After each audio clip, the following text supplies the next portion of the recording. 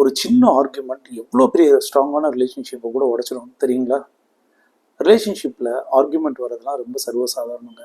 அது வந்து மேரேஜ் லைஃபாக இருக்கட்டும், இல்லை லவ்வர்ஸ்குள்ளேயே இருக்கட்டும், இந்த ஆர்குமெண்ட் வந்து கண்டிப்பாக வரும். பட் இந்த ப்ராப்ளம் என்னென்னா, இந்த ஆர்குமெண்ட்டை நமக்கு சரியான விதத்தில் எடுத்துகிட்டு போக தெரியாது. ஆர்குமெண்ட்டோட காமன் ப்ராசஸ் எப்படி இருக்குன்னு பார்த்தீங்கன்னா, நீ 2 அடி என்னை கீழே எழுத போறியா, உன்னை 4 அடி நான் கீழே எழுத்து போடுறது தாங்க நடக்கும்.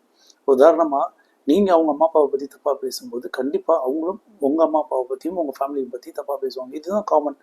பட் இந்த நேச்சர் நமக்கு எல்லாருக்குமே தெரியும். But we don't know how to handle it.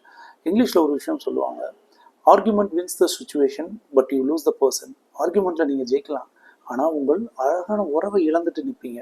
இது நிறைய பேருக்கு தெரியறது இல்லைங்க. ஸோ ஆர்குமெண்ட் பண்ணக்கூடாதா அப்படின்னா நான் அப்படி சொல்ல, கண்டிப்பாக எல்லா ஃபேமிலியிலும் சண்டை வரும். பட் அந்த ஹெல்த்தி ஆர்குமெண்ட்டாக இருக்கணும், அதுதான் ரொம்ப முக்கியம். இன்றைக்கி நீங்கள் கரெக்டான வேலை நீங்கள் இதை டிஸ்கஸ் பண்ணிங்கன்னா நெக்ஸ்ட் ஜென்ரேஷனும் அதை பார்த்து வளரக்கூடியவரும் ஓகே இப்படி தான் ஃபேமிலினா இருக்கணும் போல், இப்படி தான் டிஸ்கஸ் பண்ணணும் போல் நினச்சிட்டு அவங்க வாழ்க்கையும் இப்படி அழகாக அமைச்சுக்குவாங்க. ஸோ இதை மட்டும் பண்ணுங்க, உங்கள் வாழ்க்கை ரொம்ப சூப்பராக இருக்கும். ஸோ இந்த வீடியோ பிடிச்சிருந்தா மறக்காமல் SSLC பண்ணிடுங்க. Subscribe, share, like and comment. Thank you so much.